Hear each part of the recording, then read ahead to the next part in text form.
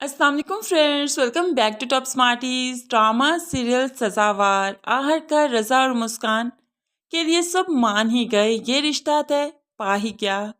रज़ा के घर वाले मुस्कान के लिए जब आए तो फिर अंगूठी पहनाए बगैर नहीं जा सकेंगे, क्योंकि वो कोई भी मौका हम हाथ से गंवाना नहीं चाहते। रज़ा तो मुस्कान को पाकर बहुत खुश है, जैसे उसने दुनिया जहान का कोई खजाना पा लिया हो।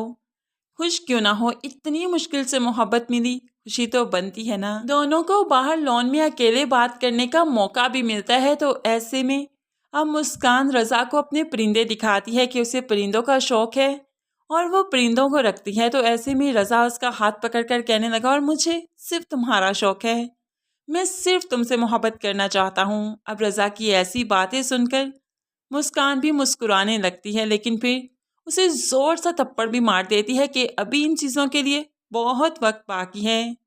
खैर, वक्त तो नहीं बाकी, क्योंकि रज़ा सिर्फ मंगनी करना नहीं चाहता, निकाह करना चाहता था।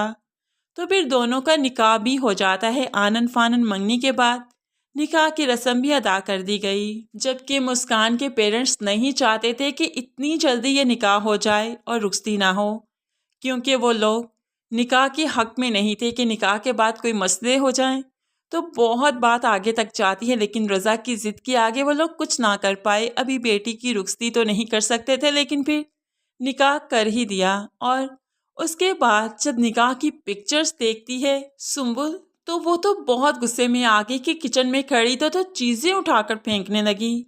माँ ने जब प्लेट्स टूटने की आवाज़ सुनी तो जल्दी से बेटी के पास आई कि क्या हुआ। और यहाँ पर सुम्बुल काफ़ी गुस्से में है और माँ अपनी प्लेट्स को देख रही है।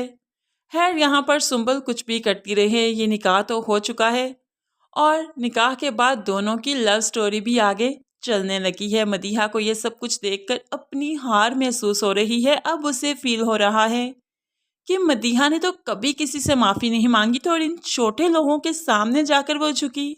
ये लोग इस काबिल तो ना थे कि मैं इनके सामने हाथ जोड़ती। बस मदीहा अब बदले पर उतर आई है।